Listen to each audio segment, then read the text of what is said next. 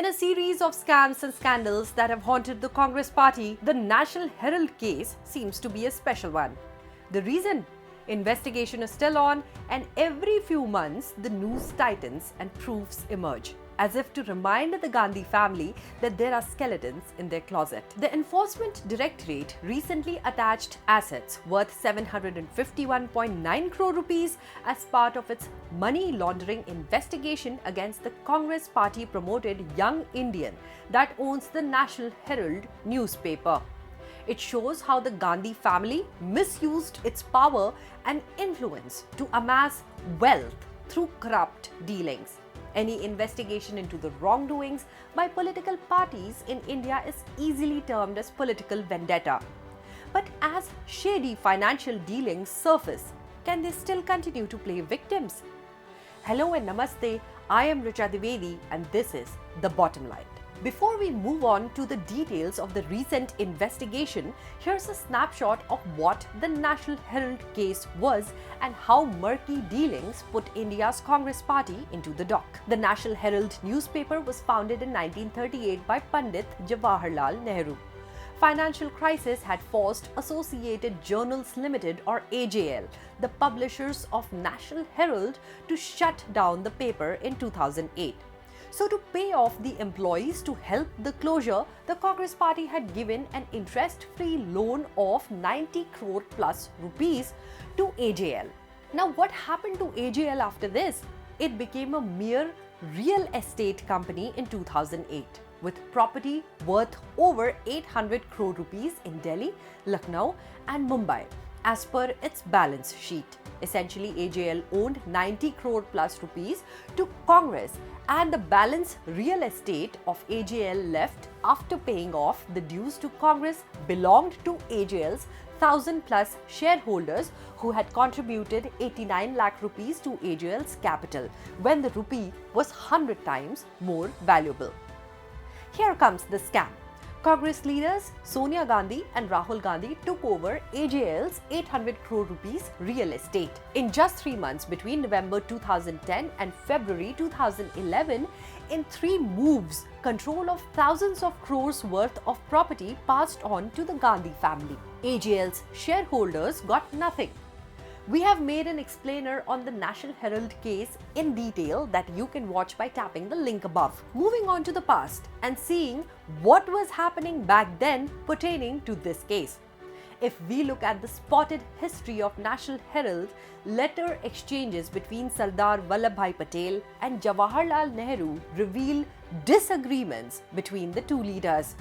Sardar Patel had cautioned Nehru about suspicious contributions to the National Herald, which led to questionable contracts for relatively unknown entities. Patel's letter to Nehru highlighted 2 contributors who gave 75,000 rupees to the Herald and later received a government contract for an unfamiliar airline, disregarding objections from the Indian Air Force.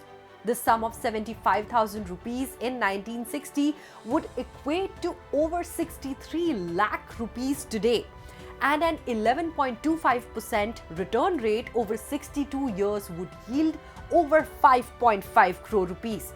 Nehru defended the individuals and their investments, prompting Patel to drop the issue, noting Nehru's defensive stance and dismissive approach. Wait, that's not it.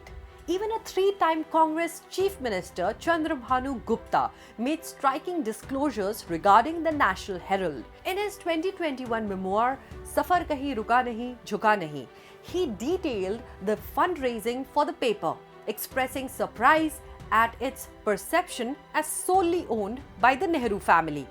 He revealed how funds were collected for the newspaper during its initial years and later on as well. Gupta asserted that the Herald's policy was always to champion Nehru and his daughter, using press freedom to attack critics of the Nehru family's policies. Gupta disclosed receiving 36 lakh rupees as a gift before the 1967 UP Assembly elections, triggering complaints from his rivals in the state Congress to Delhi's central leadership.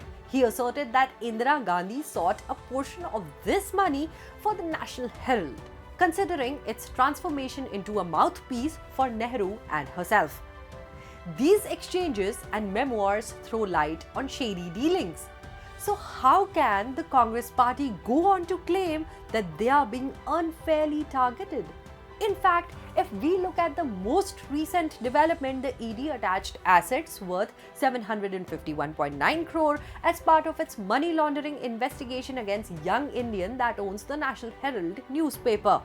The investigation found that Associated Journals Limited or AJL has illegal money amounting to 661.69 crore rupees from properties in cities like Delhi, Mumbai and Lucknow.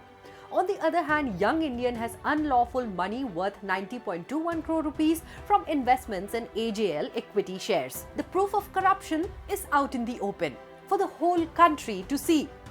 And this isn't the first time. But the Congress and its leaders continue to claim that the BJP is playing vendetta politics. In fact, if you look at many such scandals, the coal scam, the CWG scam, the Shada chit fund case, teachers recruitment scam, liquor gate, certain political leaders have always cried foul that they are being wrongfully targeted, even though these aren't mere allegations but enough proofs exist to counter them. It is almost like it has become a norm. Do wrong and then become the victim. How long will such leaders take India's people for a ride? The National Herald scam emerged in 2012 and since then, the Gandhis have been embroiled in legal battles, facing numerous hearings in both the Delhi High Court and the Supreme Court. The findings from various authorities, the Income Tax Department, Income Tax Tribunal and Delhi High Court all point to financial misconduct by the Gandhis. Despite attempts to evade court appearances and regulatory agencies citing the Gandhis' historical contributions to the freedom struggle, the reality remains. They are accountable to the courts and to the people of the nation.